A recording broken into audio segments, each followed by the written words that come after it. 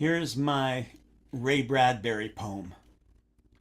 Say, have I ever told you I collaborated with Ray Bradbury? He said. Me and Ray, we collaborated. Have I ever told you? See, it was back in junior high school when I could only read Ray Bradbury for a few years. I mean, really read some of his stories. I read 6, maybe 8, 10, 20 times. Then later, almost 100. Don't laugh. Have I told you I collaborated with Ray Bradbury? That's right, Ray Bradbury. Ray Bradbury, he said.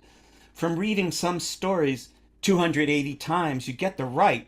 Don't you get the right to say you collaborated? I'm serious as a heart attack. He said he collaborated with Ray Bradbury. Well, really, I said it. See, I am the he in this poem. And really, I did read some stories 20,000 times. But writers, often play the unreliable narrator. So when I say he, I mean me. But when I say these tales went into my blood, through my blood 100,000 times, you can believe. I was in junior high, and all I could read for 30 years at least was Ray Bradbury words filtered through my blood a dozen million times, because not only did I read them quietly in bed to myself like candy and over again in the morning just to be sure, but hey, he said he collaborated with Ray Bradbury because each time he met a new girl he wanted to seduce, he read them to her, sometimes horizontally, in cars, trees, couches. I read The Lake from October Country to Sue Delir over the phone just after I read it myself the first time. Did I tell you that, hey, I collaborated with Ray Bradbury? When I read some of his stories for the Googleplex time, for the nanosecond time, they sometimes seem a bit too much, and, well, don't tell anybody this, especially not Ray. But even though I collaborated with Ray Bradbury, I sometimes edit his stories I read in mid-sentence in order to get to the meat of it, which can take Ray a month of Sundays sometimes. And anyway, did I tell you that, hey, I found this really cool thing in The Crowd, where Bradbury describes a collision between a truck and a cream-colored Cadillac. And years later, in Burlington, Vermont, I reread The Grapes of Wrath and found Steinbeck describing the same collision between a truck and a cream-colored Cadillac.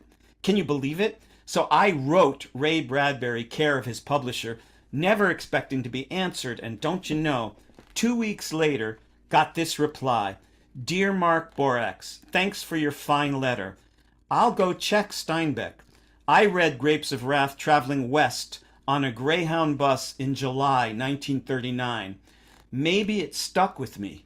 I was 19, coming back from the New York World's Fair. Good wishes to you. Yours, Ray Bradbury. Ray Bradbury. Ray Bradbury. He said stuck. It stuck. He said stuck. Maybe it stuck. I really like the sound of that. One writer talking to another. Stuck.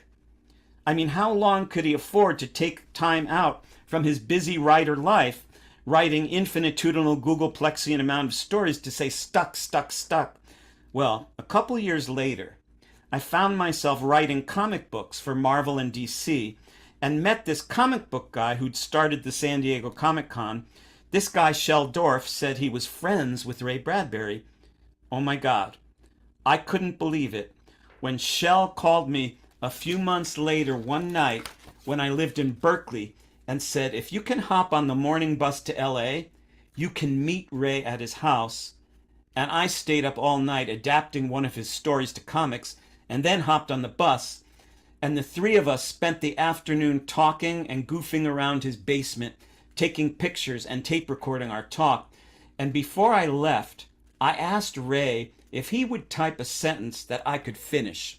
Sort of a short story, so I could tell everyone I collaborated with Ray Bradbury. And he sat down and typed. And when we had landed on Mars and looked around, we found ... I sat down and typed nothing that made sense because our minds hadn't opened yet. And he signed his part and I signed mine. And he dated it Saturday, October 12th, 1986.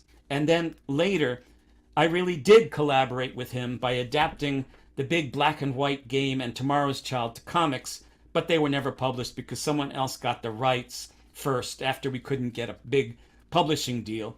And neither was this sentence we collaborated on ever published, but I still have it. And sometimes he called me up at my house on Sunday morning just to talk. And hey, did I ever tell you I collaborated with Ray Bradbury?